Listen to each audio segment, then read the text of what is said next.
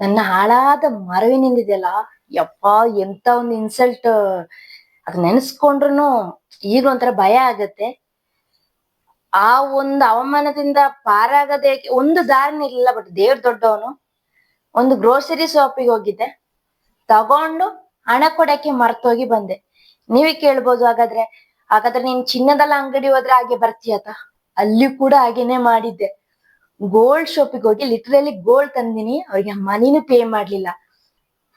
ಈ ಮರ ನನ್ನ ವರ್ಕ್ ರಿಲೇಟೆಡ್ ಏನಿರಲಿಲ್ಲ, ಹೀಗೆ ನನ್ನ ನಾರ್ಮಲ್ ಲೈಫ್ ಅಲ್ಲಿ ಮಾತ್ರ ಅದು ನನ್ನ ತುಂಬಾನೇ ಸಾಕಷ್ಟು ಬಾರಿ ಈ ರೀತಿ ಮುಜುಗರಕ್ಕೆ ಈಡಾಗೋ ಪರಿಸ್ಥಿತಿ ಬರದೆ ದೇವ್ರ ದೊಡ್ಡವನು ಕಾಪಾಡಿದಾನೆ. ಅರಿವಿನ ಕಾಯಿಲೆಯಿಂದ ಏನೆಲ್ಲ ಫಜಿತಿ ಆಗಿದೆ ಹಬ್ಬಾ.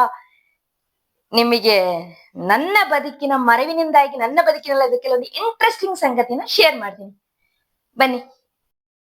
ಫಸ್ಟ್ ಮೊನ್ನೆ ಗ್ರೋಸರಿ ಶಾಪ್ ಅಲ್ಲಿ ಏನಾಯ್ತು ಹೇಳ್ತೀನಿ. ನಾನು ಹೋಗಿ ಒಂದು 3-4 ವಸ್ತುಗಳನ್ನ ತಗೊಂಡೆ. ನಂತರ ಒಂದು 104 ರೂಪಾಯಿ ಪೇ ಮಾಡ್ಬೇಕಾಗಿತ್ತು. ಎಲ್ಲಾ ತಗೊಂಡು ಬ್ಯಾಗ್ ಅಲ್ಲಿ ಹಾಕಿ ಸೀದಾ ಬಂದ್ಬಿಟ್ಟೆ. ಇದು ನಮ್ಮ ಊರಲ್ಲಾದ್ರೆ ಓಕೆ, ನನ್ನ ಪರಿಚಯಸ್ಥರು ಬೆಂಗಳೂರು, ಇಲ್ಲಿಗೆ ನಾನು ಅಪರೂಪಕ್ಕೆ ಬರೋದು. ಈಗ 2-3 ವರ್ಷದಿಂದ ವೆಕೇಶನ್ಗೆ ಅಷ್ಟೇ ಬರ್ತೀನಿ. ಆ ಅಂಗಡಿ 3 ವರ್ಷದಿಂದ ಗೊತ್ತು. ಅದ್ರ ಹೆಚ್ಚಿನ ಥಿಂಗ್ಸ್ ಗಳಲ್ಲ, ಏನಾದ್ರೂ ಅಪರೂಪಕ್ಕೆ ಹಾಲು ಮೊಸರು, ಏನಾದ್ರು ಟೊಮೆಟೊ, ಹಿಂಗೆ ಒಂದು ತಿಂಗಳಿಗೆ ಒಂದು 100 ರೂಪಾಯಿ ಖರ್ಚು ಮಾಡೋದು ಇಲ್ಲ ಅಂಗಡಿಗೆ. ಅಂತದಲ್ಲಿ ನಾನು ಹೋಗ್ಬಿಟ್ಟು 104 ರೂಪಾಯಿಗೆ ಥಿಂಗ್ಸ್ ತಕೊಂಡಿದೀನಿ, ಪೇ ಮಾಡ್ಲಿಲ್ಲ. ರಿಟರ್ನ್ ಬಂದಾಯ್ತು ಬ್ಯಾಗ್ ಅಲ್ಲಿ ಹಾಕಿ. ಅಂಗಡಿಯವರೆಗೂ ಕೇಳಕ್ ಮರ್ತೋಯ್ತೇನೋ ಗೊತ್ತಿಲ್ಲ. ಸೀದಾ ಬಂದು ಮನೆ ತಲುಪಿದ್ಮೇಲೆ ನೆನ್ಪಾಯ್ತು, ಅರೆ ನಾನ್ ದುಡ್ಡು ಪೇ ಮಾಡ್ಲಿಲ್ಲ ಅಂತ. ಪೇ ಅಲ್ಲಿ ಎಲ್ಲಾರು ಪೇ ಆಗಿದ್ಯಾ ನೋಡುವಾಗ ಇಲ್ಲ, ಪೇ ಆಗಿಲ್ಲ. ತಕ್ಷಣ ದುಡ್ಡು ಪೇ ಆಗಿಲ್ಲ ಅಂತ ಗೊತ್ತಾದ ತಕ್ಷಣ ನಂಗೆ ಒಂದು ಕ್ಷಣ ಗಾಬರಿನಾಗೋಯ್ತು. ಒಂದು ವೇಳೆ ನಾನು ಹಾಗೆ ಥಿಂಗ್ಸ್ ದುಡ್ಡು ಪೇ ಮಾಡದೆ ತರುವಾಗ ಅಂಗಡಿಯವ್ರ ಕತೆ, ಅಮ್ಮ ದುಡ್ಡು ಪೇ ಮಾಡಿ ಹೋಗಮ್ಮ ಅಂದಿದ್ರೆ ಹೇಗೆ ಆಗ್ಬೇಡ, ಎಷ್ಟು ಅವಮಾನ ಆಗ್ಬೇಡ. ನಾನೇನೋ ಬೇಕು ತಾಗೆ ಮಾಡಿದಂಗೆ ಆಗ್ತಿತ್ತಲ್ವಾ. ಅಲ್ಲಿ ತುಂಬಾ ಜನ ಇದ್ರು ಅಂಗಡಿಯಲ್ಲಿ. ಅಷ್ಟು ಮಾತ್ರ ಅಲ್ಲ, ಎಲ್ಲರಿಗಲ್ಲಿ ಇವಳು ಎಂತವಳು ಅದು ನೆಗೆಟಿವ್ ಎಲ್ಲ ಬೇಗ ಸ್ಪ್ರೆಡ್ ಆಗತ್ತಂತೆ. ಅಲ್ಲಿ ಅಕ್ಕಪಕ್ಕ ಎಲ್ಲ ಸ್ಪ್ರೆಡ್ ಆಗ್ತಿತ್ತು. ಅವಳು ಥಿಂಗ್ಸ್ ತರಕ್ ಹೋದವಳು ಅಲ್ಲಿ ದುಡ್ಡು ಕೊಡದೆ ವಸ್ತುನ ಹತ್ಕೊಂಬಂದ್ಲು ಅಂತ. ನನಗೆ ದೇವ್ರ ದೊಡ್ಡವನು, ಅವ್ರಿಗೂ ಮರವು ಕೊಟ್ಬಿಟ್ಟ. ಆ ಕ್ಷಣ ಅವ್ರು ಕೇಳಲಿಲ್ಲ. ನಂತರ ನಾ ಮನೆಗೆ ಬಂದು ಹಸ್ಬೆಂಡ್ಗೆ ಫೋನ್ ಮಾಡಿದೆ. ಅವ್ರು ಆ ಕಡೆ ಹೊರಗಡೆ ನಿಂತ್ರು. ಬರುವಾಗ ಅಂಗಡಿಗೆ ಕೊಟ್ಟು ಬನ್ನಿ 104 ರೂಪಾಯಿ. ಅವ್ರಿಗೆ ಹೇಳಿ ಅವ್ರು ಮರ್ತು ಹೋಗಿದ್ರು ಅಂತ ಅದನ್ನ ಸ್ಪೆಸಿಫೈ ಆಗಿ ಹೇಳಿ ಅವರ ಕೈಯಿಂದ ಪೇ ಮಾಡಿಸಿದ್ದೆ. ಈ ಒಂದು ಘಟನೆ ನಂತರ ನಾನು ಹೇಳ್ದಲ್ಲ, ನಾನು ಜ್ಯುವೆಲರಿ ಶಾಪಿಗೆ ಹೋದಾಗ ಹೀಗೆ ಮಾಡಿದೆ. ಇದೊಂದು 10 years ಬ್ಯಾಕಿನ ಕತೆ. ಕೊಡಗಿನ ಸಿದ್ದಾಪುರದಲ್ಲಿ ಫ್ಯಾಷನ್ ಜ್ಯುವೆಲರಿ ಅಂತ ಇದೆ.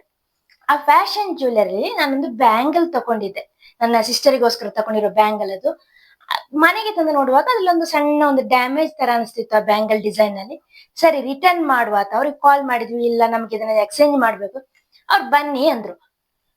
ಅಲ್ಲಿಗೆ ಹೋಗಿ ನಾನು ಅವರ ಕೈಯಿಂದ ಇನ್ನೊಂದು ಬ್ಯಾಂಗಲ್ ಇಸ್ಕೊಂಡೆ, ಸೇಮ್ ತೂಕದ ಇನ್ನೊಂದು ಬ್ಯಾಂಗಲ್ ಇಸ್ಕೊಂಡಿದೀನಿ. ನಾನು ಮೊದ್ಲು ತಂದಿದ್ದಲ್ಲ ಬ್ಯಾಂಗಲ್, ಅದು ನನ್ನ ಬ್ಯಾಗ್ ಒಳಗೇನೆ ಬಾಕಿದೆ. ಅವ್ರು ಅದನ್ನ ಕೊಟ್ರು, ಪ್ಯಾಕ್ ಮಾಡಿದ್ರು. ಪರಿಚಯದ ಮಾತುಗಳನ್ನೆಲ್ಲ ಆಡಿದ್ವಿ. ಆವಾಗ ನಾನು ಅಲ್ಲಿ ಒಂದು ಕಾಲೇಜಿಗೆ ಗೆಸ್ಟ್ ಲೆಕ್ಚರರ್ ಆಗಿ ಹೋಗ್ತಿದ್ದೆ. ಅದ್ರ ಬಗ್ಗೆ ಎಲ್ಲ ಮಾತೆಲ್ಲ ಆಯ್ತು. ನಂತರ ನಾನು ಬಸ್ ಹತ್ತಿ ಬಂದೇ ಬಿಟ್ಟೆ. ಬಸ್ಸಿನಲ್ಲಿ ಅರ್ಧ ಬಂದಿರುವುದು. ಆವಾಗ ನೆನಪಾಯ್ತು, ಅರೆ ನಾನು ಅವರಿಗೆ ಕೊಡ್ಬೇಕಾಗಿದ್ದ ಜ್ಯುವೆಲರಿ ಕೊಟ್ಟೇ ಇಲ್ಲ, ರಿಟರ್ನ್ ಮಾಡೇ ಇಲ್ಲ ಅಂತ. ಅಲ್ಲಿ ನೋಡಿದ್ರೆ ನೆಟ್ವರ್ಕ್ ಅಷ್ಟು ಇರ್ಲಿಲ್ಲ, ಅವ್ರಿಗೆ ರಿಟರ್ನ್ ಕಾಲ್ ಮಾಡಕ್ಕೂ ನನ್ನ ಕೈಯಿಂದ ಆಗ್ಲಿಲ್ಲ. ಅವ್ರು ನೋಡಿದ್ರೆ ಪಾಪ ಅವ್ರಿಗೆ ನಾನು ಬಸ್ ಹತ್ತಿ ಬಂದ ಮೇಲೆ ನೆನಪಾಗಿದೆ, ಇವಳು ಕೊಡ್ಬೇಕಾದ ಚಿನ್ನ ಕೊಡ್ಲಿಲ್ಲ, ಎತ್ಕೊಂಡು ಹೋಗಿದ್ದಾಳೆ ಅಂತ. ಅವ್ರು ಏನೋ ಎಲ್ಲ 2-3 ಸಲ ಕಾಲಿಗೆ ಟ್ರೈ ಮಾಡಿದ್ದಾರೆ. ನೋಡುವ ಅಂದ್ರೆ ನಾನು ಎಲ್ಲಿ ವರ್ಕ್ ಮಾಡ್ತಿದ್ದೆ ಅಂತ ಹೇಳಿದಲ್ಲ, ಅವ್ರಿಗೆ ಆ ಒಂದು ಧೈರ್ಯ ಇತ್ತು. ಈಗಲ್ಲಾದ್ರೆ ಫಸ್ಟ್ ಪೊಲೀಸ್ ಕಂಪ್ಲೇಂಟ್ ಆಗ್ತಿತ್ತು ಅನ್ನೋ, ಚಿನ್ನ ಎಗರಿಸ್ಕೊಂಡು ಹೋದ್ರು ಅಂತ. ನನ್ನ ಪುಣ್ಯ ಅದು, ಅವ್ರು ಹಾಗೇನು ಮಾಡ್ಲಿಲ್ಲ. ನಾ ಬಸ್ ಇಲ್ಲದ ತಕ್ಷಣ ನಾನು ಅವ್ರಿಗೆ ಕಾಲ್ ಮಾಡಿದೆ. ಅಯ್ಯೋ ಸಾರಿ, ನಾನು ಕೊಡ್ಬೇಕಾದ ಗೋಲ್ಡ್ ನನ್ನಲ್ಲೇ ಬಾಕಿದೆ. ಅವ್ರು ಇಟ್ಸ್ ಓಕೆ ಮ್ಯಾಮ್, ನಾಳೆ ಬಂದಾಗ ತಂದು ಕೊಡಿ, ನಾವು ನಿಮಗೆ ತುಂಬಾ ಟ್ರೈ ಮಾಡ್ತಿದ್ವಿ, ನಾಟ್ ರೀಚಬಲ್ ಬರ್ತಾ ಇತ್ತು. ಇದು ನನ್ನ ಮರವಿನ ಇನ್ನೊಂದು ಕತೆ.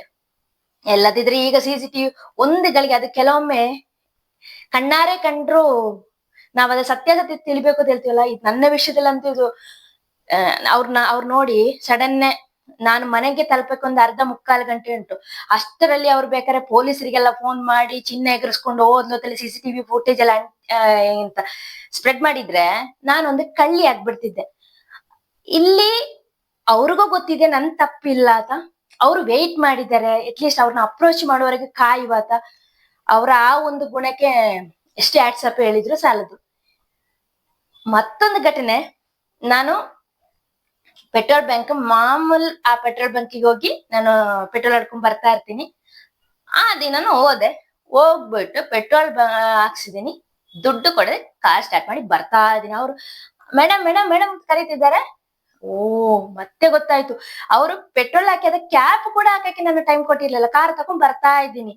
ಅದು ಗೊತ್ತಿರೋ ಊರಲ್ಲಿ ಆಯ್ತು. ಇಲ್ಲೆಲ್ಲಾದ್ರೂ ನಾನು ಬೇರೆ ಊರಲ್ಲಿ ಹೋಗ್ಬಿಟ್ಟು ಆ ರೀತಿ ಮಾಡಿದ್ರೆ ನಾ ಏನಾಗುತ್ತೆ ಪರಿಸ್ಥಿತಿ ದೇವ್ರೆ. ಈ ಮರುವಿದೆಯಲ್ಲ ಅದು ಅಷ್ಟಿಷ್ಟಲ್ಲ. ಒಂದ್ಸಲ ಚಿಕ್ಕಮ್ಮನ ಕರ್ಕೊಂಡ್ ಹೋಗಿದ್ದೀನಿ. ಅವ್ರು ಇಳಿದು ಒಂದ್ ಅಂಗಡಿಗೆ ಹೋಗಿ ಒಂದ್ ಥಿಂಗ್ಸ್ ತಗೊಳ್ತಾ ಇದ್ದಾರೆ. ನಾನು ಕಾರ್ ಟರ್ನ್ ಮಾಡಿ ಬರ್ತೀನಿ ಅನ್ನೋಷ್ಟೇ ನಾನು ಅವ್ರನ್ನ ಬಿಟ್ಟು ಹೋಗ್ತಾ ಇದ್ದೀನಿ. ಇಂತ ಮರುವು ನಿಮಗಿದ್ಯಾ?